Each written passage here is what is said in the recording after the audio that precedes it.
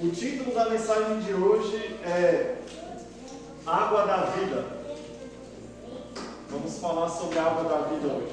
João capítulo 4 é o texto. Nós vamos ler alguns versos. Nós vamos ler a partir do versículo 3. João capítulo 4, a partir do versículo 3. Título do sermão, Água da Vida, e nós vamos fazer mais uma oração, né? O Bruno fez ali uma maravilhosa oração, né? Mas eu sempre tenho o hábito assim também de estar sempre orando antes de pregar. Então, feche seus olhos, assim como você está, e juntos vamos elevar, né, nossos pensamentos a Deus. Oremos. Grandioso Deus, neste momento nós imploramos a Tua presença neste lugar, Pai. Nós queremos agora clamar ao Senhor. Clamamos para que o Senhor derrame o Teu Santo Espírito sobre nós, Pai. A Tua igreja precisa do Teu poder mais uma vez. Assim como foi lá no passado, que possa ser hoje também. Que possamos vencer para que o Teu nome seja honrado e glorificado. Peço que o Senhor fale através da Tua palavra, esteja me usando neste momento. E peço que a Tua voz possa ser entendida e que a Tua palavra possa entrar e ter acesso ao nosso coração. Oramos em nome de Jesus. Amém. Agora que você já abriu aí João capítulo 4, a leitura ela é uma leitura longa, João 4, versículo 3, mas eu acho que o tempo que a gente dedica para ler o texto, a gente não está perdendo, na verdade a gente está ganhando. Diz assim: deixou a Judéia, retirando-se outra vez para a Galiléia. E era necessário atravessar a província de Samaria. Chegou, pois, a uma cidade samaritana chamada Sicar, perto das terras que Jacó dera a seu filho José. Estava ali a fonte de Jacó, cansado da viagem. Assentara-se junto à fonte por volta da hora sexta. Nisto veio uma mulher samaritana tirar água. Disse-lhe Jesus: dá-me de beber, pois seus discípulos tinham ido à cidade para comprar alimentos. Então lhe disse a mulher samaritana: como tu, sendo judeu, pedes de beber a mim, que sou mulher samaritana? Porque os judeus não se dão com os samaritanos. Replicou-lhe Jesus: se conheceras o dom de Deus, e quem é o que te pede, dá-lhe de beber, tu lhe pedirias, e ele te daria água viva.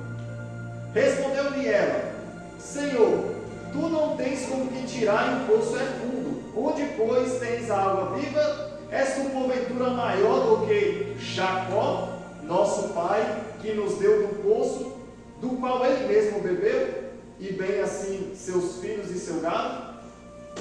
Afirmou-lhe Jesus: quem beber desta água tornará a ter o quê? Sede. Aquele, porém, que beber da água que eu lhe der, nunca mais terá sede. Pelo contrário, a água que eu lhe der será nele uma fonte a jorrar para a vida eterna. Posso ouvir um amém? Amém. Então, quando você vê essas coisas maravilhosas a respeito de Cristo, você fala amém, né? Eu tenho esse hábito. Toda vez que alguém fala algo que glorifica a Cristo, você fala amém, né?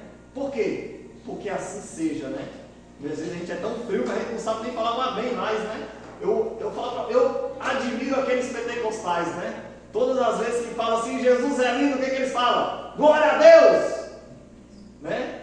Toda vez que você fala que o Senhor seja louvado, o que eles falam? Aleluia! Então é um povo, né? Que realmente eles têm esse fervor, né? De todas as vezes que exaltando a Deus, eles não ficam do mesmo jeito. Eles sempre procuram, né, mostrar que eles estão concordando, né? Então vamos continuar a leitura. O versículo 15.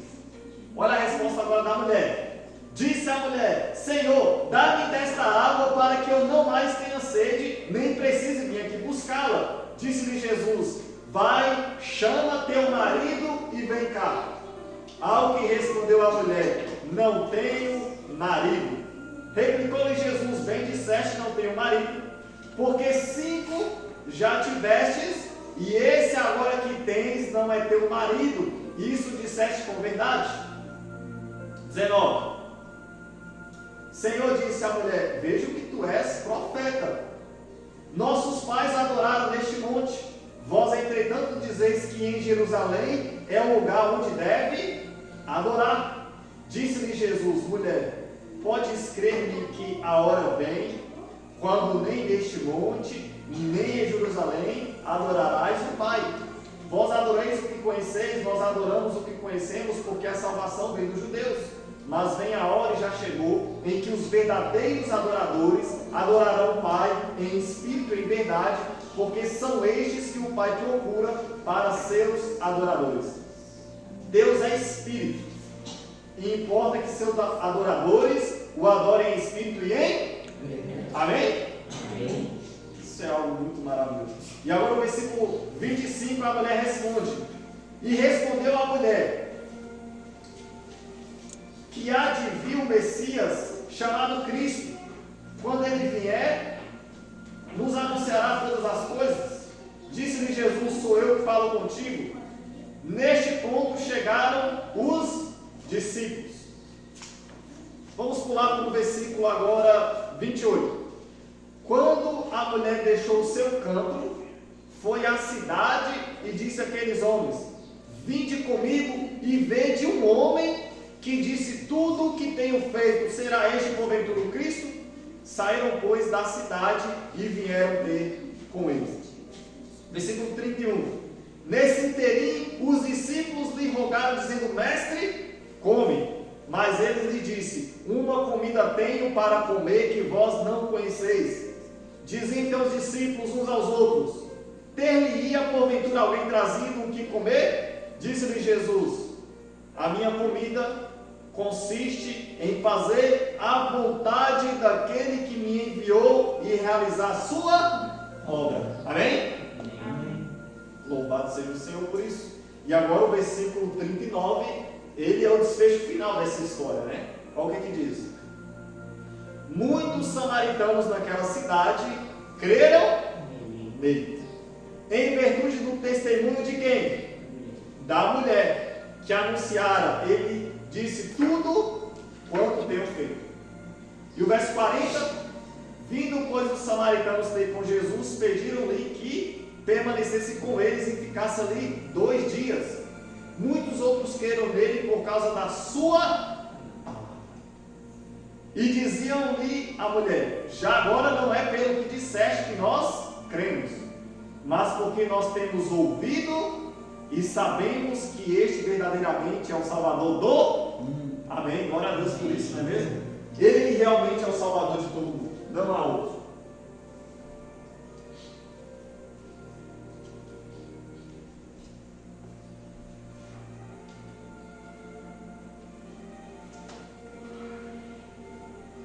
Nós agora vamos pensar nessa história.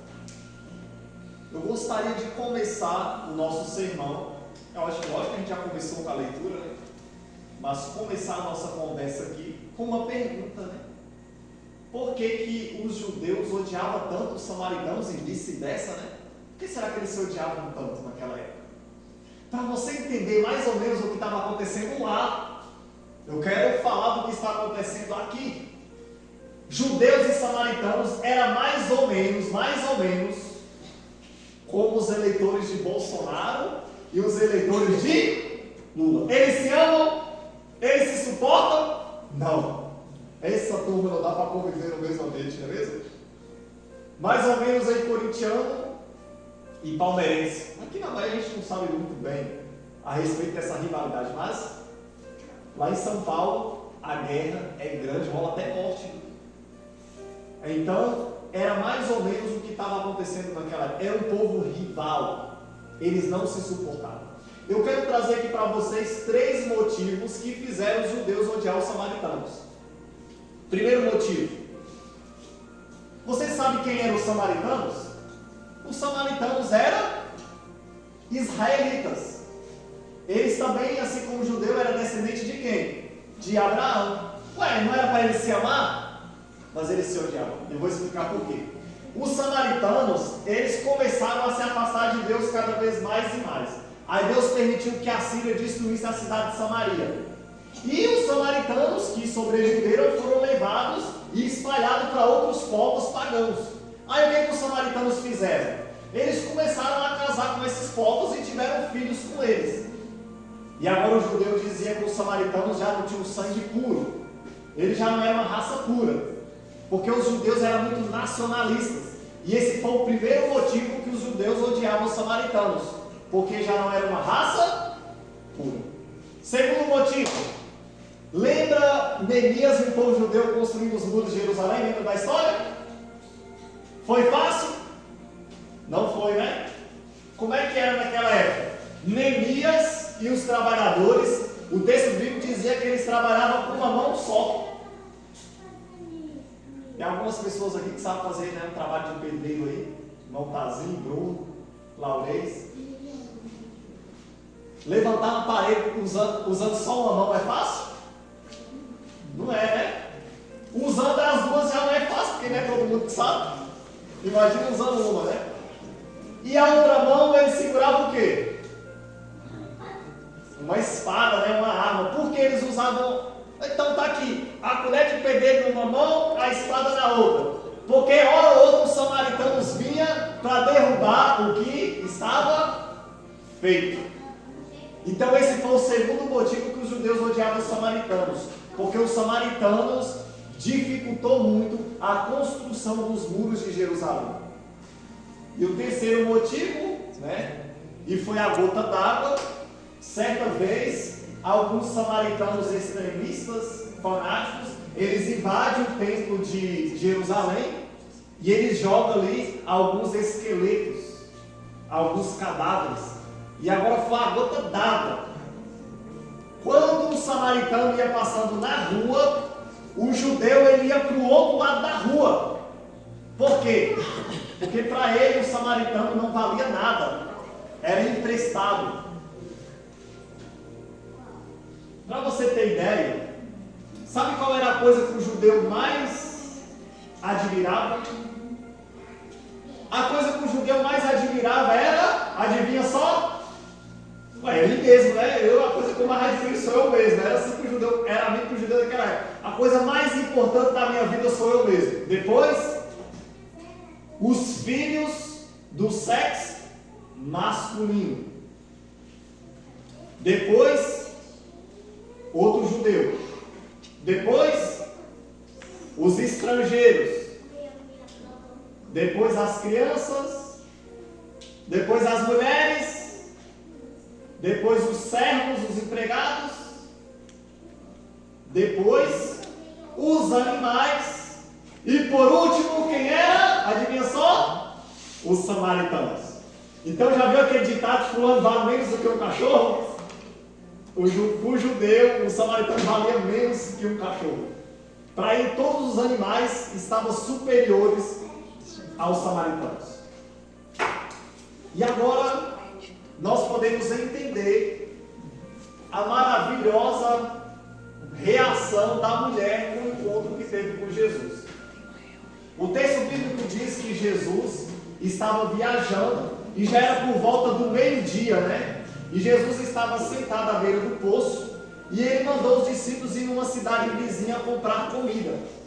E nesse momento chegou uma mulher samaritana para tirar água. E ela estava tirando água. Enquanto ela estava tirando água, Jesus pediu um pouco de água para ela, né? E falou: mulher, me dá um pouco de água. E aí ela disse: como tu sendo judeu, pede de beber a mim que sou uma mulher samaritana? E Jesus responde algo para aquela mulher maravilhosamente encantador. Se você soubesse, se você conhecesse o dom de Deus, e quem é que está te pedindo água, você me pediria, viu? E eu te daria água viva. E a mulher respondeu: o Senhor não tem com que tirar. E o poço é muito fundo, viu? Por acaso o Senhor manda que o nosso servo Jacó, que ele mesmo cavou esse poço e bebeu dele? E aquela mulher não estava entendendo as coisas. Então Jesus, ele explica: aquele que beber dessa água voltará a ter sede. mas aquele que beber da água que eu te der, nunca mais terá o quê? Sede.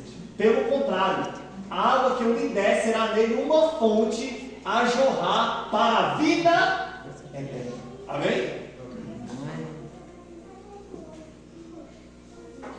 Você pode beber várias águas por aí, mas só existe uma água capaz de matar a sua sede, proporcionar vida eterna, paz, satisfação pessoal. E aí a mulher, ela fica encantada com as palavras de Jesus e ela fala: Senhor, me dá desta água, para que eu não tenha mais sede e nem precise vir aqui buscá-la. Jesus falou: vai lá e chama seu marido e vem cá. E ela respondeu: eu não tenho marido. Jesus responde: você falou bem, você já teve 5 e o que você está agora não é seu marido. Você falou a verdade. E aí ela fica constrangida e ela tenta mudar de quê? De assunto. E ela fala assim: vejo que tu és profeta, os nossos pais adoram neste monte, mas vocês dizem que em Jerusalém é o verdadeiro lugar de adoração. Jesus falou: está chegando a hora que não vai adorar nem nesse monte, nem em Jerusalém. Porque Deus, Ele está procurando que os seus adoradores o adorem em espírito e em verdade. Deus é espírito e importa que os seus adoradores o adorem em espírito e em verdade. E Jesus falou: vocês adoram o que vocês conhecem, nós adoramos o que nós conhecemos, mas a salvação ela vem dos judeus. E a mulher diz: eu sei que o Messias vai vir, e quando ele vier, ele vai revelar muitas coisas. E Jesus fala: eu sou o Messias, eu sou o Messias. Quando Jesus fala que é o Messias, a mulher, ela larga o seu cântaro, cheio de água, e ela sai correndo para o seu povo. E aí nesse momento os discípulos chegam e os discípulos falam assim: Senhor, come, a comida está aqui, ó. E Jesus falou: ó, eu conheço uma comida que vocês não podem conhecer. E eles falaram: será que alguém trouxe comida para Jesus, rapaz? Olha só, nós preocupados com ele, já vai com a barriga cheia. E aí eles não entenderam, e Jesus diz: ó, a minha comida é fazer a vontade do meu Pai e realizar a sua obra. Que extraordinário! Para Jesus, fazer a obra de Deus é mais importante do que as necessidades básicas do ser humano. Qual é a prioridade da sua vida? Qual é a comida mais importante para você hoje? É uma reflexão.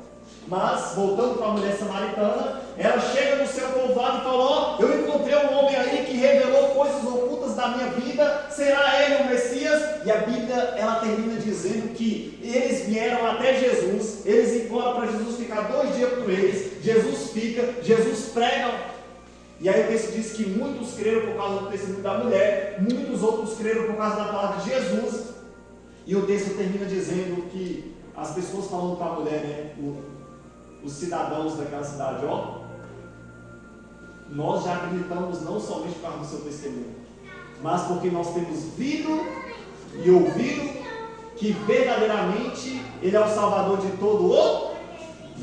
Amém? Nesse momento eu gostaria de tirar 3 lições para a nossa vida através dessa história. 3 lições. Primeira lição: Jesus, ele se revela de forma progressiva à mulher samaritana. Por exemplo, quando Jesus teve encontro com a mulher samaritana, Jesus não passava de um desconhecido. Quando Jesus abriu a boca, ele deixa de ser um desconhecido e agora ele se torna um judeu odiado. Quando Jesus oferece água viva para aquela mulher, Jesus deixa de ser um judeu odiado e agora Jesus se torna menor do que Jacó. Quando Jesus revela algo sobre a vida daquela mulher, Jesus vai deixar de ser menor do que Jacó e agora Jesus vai se tornar um profeta. Existe uma discussão do verdadeiro lugar de adoração e Jesus deixa de ser um simples profeta e se torna agora o salvador dos judeus. E por fim, o texto bíblico termina dizendo a declaração da mulher e do seu povo, declarando que Jesus não é somente o Salvador dos judeus, mas que Jesus é o Salvador de todo o mundo. E quando a mulher samaritana e o seu povo reconhece que Jesus é o Salvador de todo mundo, a salvação ocorre na vida dela e também na vida do seu povo. Amém? Eu vou repetir porque isso aqui é muito importante. Muito importante. Quando Jesus se encontra com a mulher samaritana, Jesus é apenas um desconhecido. Jesus deixa de ser um desconhecido e ele se torna um judeu odiado. Jesus deixa de ser um judeu odiado e se torna menor do que Jacó. Jesus deixa de ser menor do que Jacó e se torna um profeta. Jesus deixa de ser um profeta e se torna o salvador dos judeus. Por fim, Jesus deixa de ser o salvador dos judeus e se torna o salvador de todo o mundo. Amém. E quando eles reconhecem que Jesus é o salvador de todo mundo, a salvação acontece na vida deles. Então, Jesus ele se revelou à mulher de forma progressiva. E conforme Jesus ia se revelando e a mulher ia aceitando essa revelação, a salvação aconteceu na vida dela. Amém? Qual é a lição que podemos tirar para a nossa vida? Eu vou falar aqui essa lição. Se você esquecer tudo que eu falar aqui, não esquece disso não, tá bom? Quando Jesus chama, quando Jesus apela ao seu coração, você não pode deixar para depois. Essa é a lição da história da mulher samaritana. Quando Jesus te convida, você não pode deixar para depois. A mulher samaritana podia falar assim para Jesus: ó, Jesus, deixa para depois. Ó, minha vida está toda bagunçada, viu? Ó, eu já tive 5 maridos e agora eu estou com um 6º aí que não é meu marido. Ou seja, ela estava com o marido de outra pessoa. Ela podia falar: ó, deixa eu organizar minha vida, depois o Senhor volta. Foi assim que ela falou? Não, ela não deixou para amanhã, ela não deixou para depois, ela simplesmente se entregou. Amém? Amém. Eu gostaria de contar algumas histórias para vocês. Nessa igreja aconteceu uma história. Talvez os mais novatos, né, não conheçam essa história, mas nós que somos das antigas raízes dele, nós sabemos dessa história. O César, filho da irmã Antônia, ele começou a ouvir com essa aí quando era menino ainda, moleque. Não é o som de das antigas, vai lembrar, né? Rosa, né? Lá o Gui, César, tudo. Música. Por influência de quem? Irmão? Piloto. Aí César começou a estudar o Evangelho e se apaixonou por quem? Por Jesus. Ele ficou apaixonado por Jesus, né? E aí ele decidiu se batizar. Aí ele chegou lá na casa da mãe dele e falou: mãe, eu conheci alguém que mudou minha vida. Jesus Cristo, eu estou apaixonado por ele. Eu quero batizar na igreja adventista. A senhora deixa? O que ela respondeu? Nina. Enquanto eu estiver vivo, você não batiza nessa igreja, vai abrir! Não foi assim? E ele ficou implorando: deixa eu batizar. E ela, ó, não deixa. O que aconteceu? Ele foi esfriando, e acabou que, infelizmente, a gente sabe que é um conflito, né? E ele saiu do mundo, e ele foi viver o que o mundo oferece. O mundo deu a volta, e a irmã Antônia começou a estudar o Evangelho. E ela se apaixonou por Jesus. E ela decidiu se batizar. E aí, a irmã Antônia foi batizada e ela lembrou de quem? De César. E ela foi: meu filho, eu me apaixonei por Jesus, me entreguei a Ele, eu queria te chamar para você se entregar a Ele também. Sabe o que ele recebeu? Nina. Quando eu queria ir, a senhora não deixou. Agora eu não quero mais. E eu me lembro que todo culto de quarta-feira eu já saí de casa sabendo qual era o pedido de oração da irmã Antônia. Ela só tinha um pedido: que o meu filho volte para Jesus. Mas essa história tem um final feliz porque a oração de mãe é poderosa demais. Eu estou aqui hoje, é fruto da oração de uma mãe também. César está aqui hoje, é fruto da oração de uma mãe também. Nós que estamos aqui, a maioria de nós é fruto de oração de mães que oram. E graças a Deus César está na igreja, a família dele está na igreja, mas a história poderia ter sido diferente. Porque quando Jesus te chama, você não pode deixar para depois. Quando Jesus apela ao seu coração, quando Ele te convida, você não pode deixar para amanhã, você não pode adiar. Eu me lembro que Teve um dia que eu fui de Vitória da Conquista para um treinamento, né, de evangelismo. Dum foi comigo. E assim, eu já vi bons pregadores nessa igreja, mas tinha um pastor neguinho baixinho lá, que eu olhei para ele e falei, isso aí é um qualquer. Rapaz, ele era um pastor que ia nos ensinar o treinamento lá. Eu achei que era um qualquer lá. Rapaz, eu nunca vi um homem com tamanho poder do Espírito Santo igual aquele homem. Aí eu me lembro que só tinha líder, só o líder da igreja fera, ele ensinando os líderes. Então o cara que ensina os líderes, né, ele realmente é cheio de poder do alto. E aí eu me lembro que ele começou a ensinar a gente a fazer apelo, né, porque a gente ia fazer evangelismo da Semana Santa, ele foi ensinar a gente a fazer apelo. Rapaz, o homem tinha uma palavra tão poderosa que até eu que já era batizado, quando ele chamou para batizar de novo, até eu fiquei com vontade de ir. Eu falei, rapaz, que vontade de ir de novo, mais uma vez.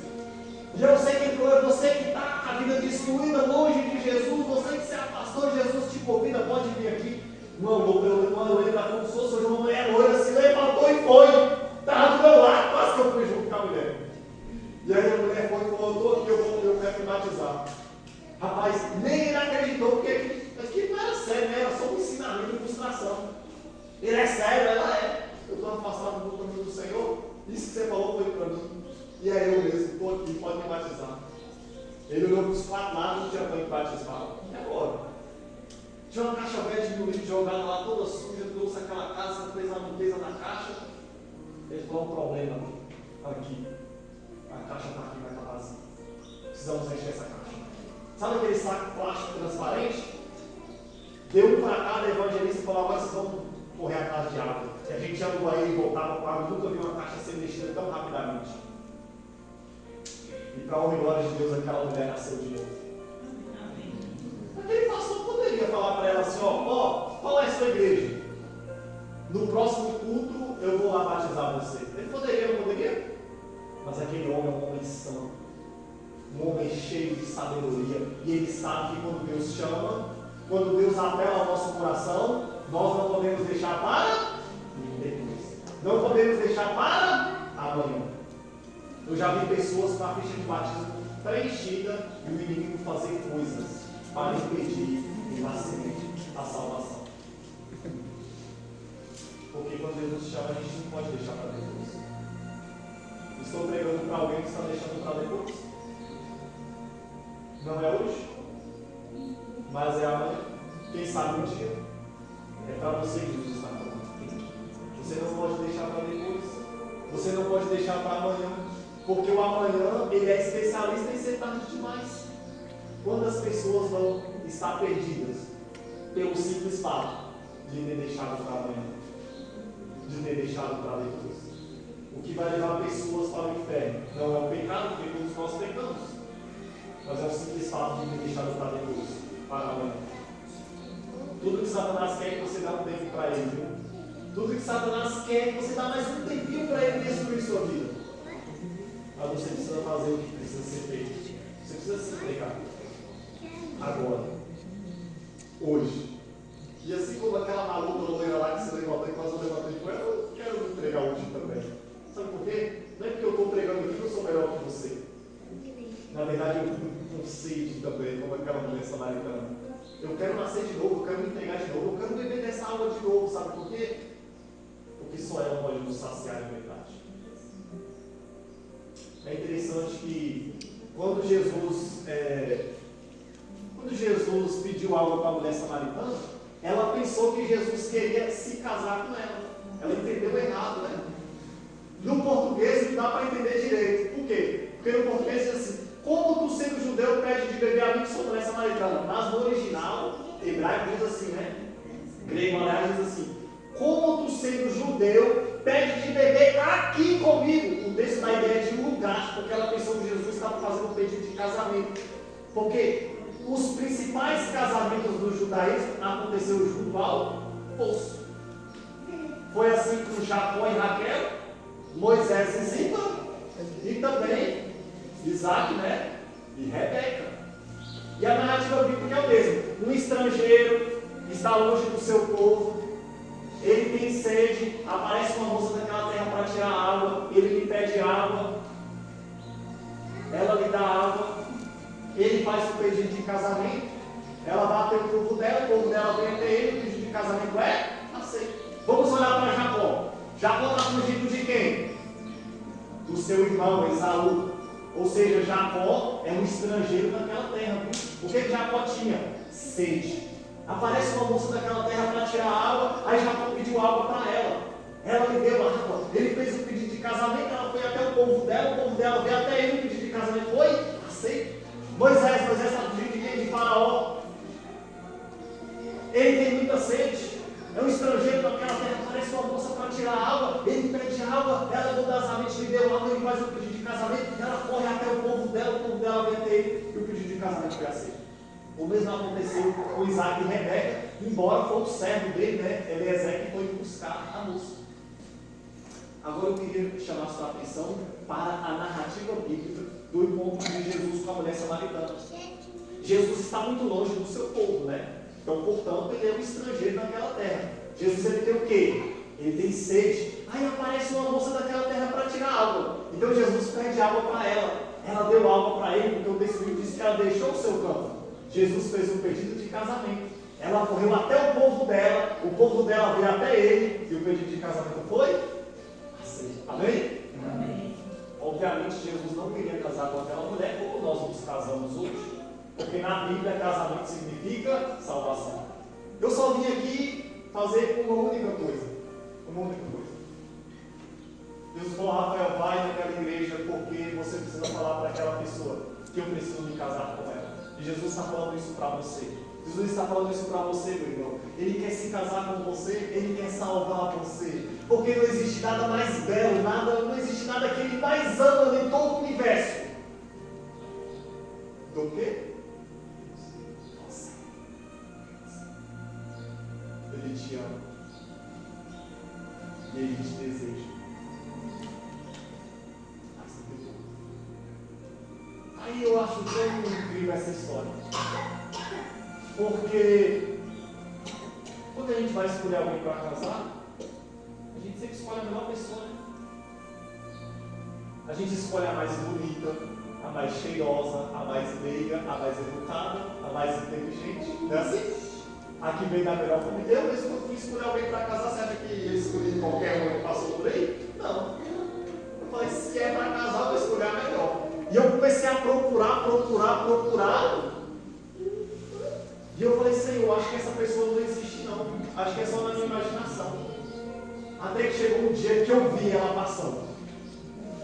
E quando eu olhei para ela, eu fiquei encantado. Eu falei, rapaz, é ela. Aí que ele estava passando assim na rua, né? E aí eu comecei, ela nem me viu, mas eu estava vendo ela e falei, ela é a melhor que eu estava procurando, Senhor. Obrigado porque o Senhor trouxe ela para a minha vida. Mas eu falei, Senhor, agora o Senhor cega ela, viu? Para ela me querer. Porque o milagre tem que ser completo. Porque não é só basta eu achar, tem que conquistar. Faço um milagre aí. E aí? Estamos casados, temos uma filha, tem outro filho por aí. Então, quando a gente procura alguém para casar, a gente sempre escolhe o melhor. Mas Jesus, quando escolheu alguém para casar, ele escolheu o pior povo, os samaritanos. E dentro do pior povo, ele escolheu a pior mulher. Tão pior que nem as mulheres samaritanas queriam tirar água com ela. Ela ia no pior horário, ao meio-dia. O que isso significa? Isso significa que Jesus veio para a gente como a gente. Ele veio para a gente como eu e você. Jesus, ele veio para os piores. Estou pregando para alguém que se sente o pior de todos, o mais indigno de todos, o mais insignificante de todos, o menor de todos. Eu quero dizer, ele veio para os piores. Ele veio para os menores. Ele veio para os mais insignificantes. Existiam mulheres ali com uma reputação melhor do que a dela. Existiam mulheres ali com um caráter melhor do que o dela. Existiam mulheres ali muito melhores do que ela. Mas Jesus amava ela. E Jesus escolheu aquela mulher. Sabe? Existem pessoas aqui melhor do que você. Existem pessoas aqui com um caráter melhor do que o seu, com uma reputação melhor do que a sua. Existem pessoas com mais potencial do que você. Mas adivinha só, Jesus está escolhendo exatamente você. Sabe por quê? Porque você é a pessoa que mais necessita do amor dele. E se você aceitar o amor de Jesus hoje, você vai ser como aquela mulher samaritana. Você vai ser uma fonte a jorrar para a vida eterna.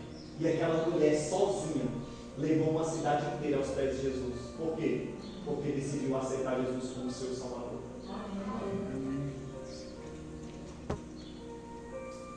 Para terminar esse momento que nós estamos aqui, ouvindo a palavra do Senhor, você parou para pensar em algo? Quando a mulher samaritana aceitou beber a água da vida, o texto diz que ela largou o cântaro, não foi? Largou o cântaro. O que é o cântaro? O cântaro é como se fosse um balde que a gente usa para pegar água, né? Então assim, naquela época não é igual hoje, tem água encanada que cai na nossa casa.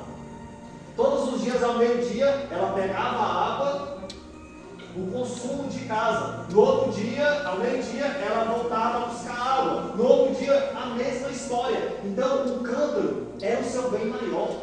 Era o objeto que ela usava para trazer água e vida para saciar a sua sede. Mas no outro dia ela tinha sede novamente. Trazia água, no outro dia, sede novamente. Quando Jesus ofereceu a água da vida, ela larga aquele cântaro cheio de água. Por quê? Porque ela está dizendo: essa água não é suficiente. Eu encontrei uma água superior. Agora a minha sede foi saciada. Porque Jesus é a água da vida. Ele é a fonte.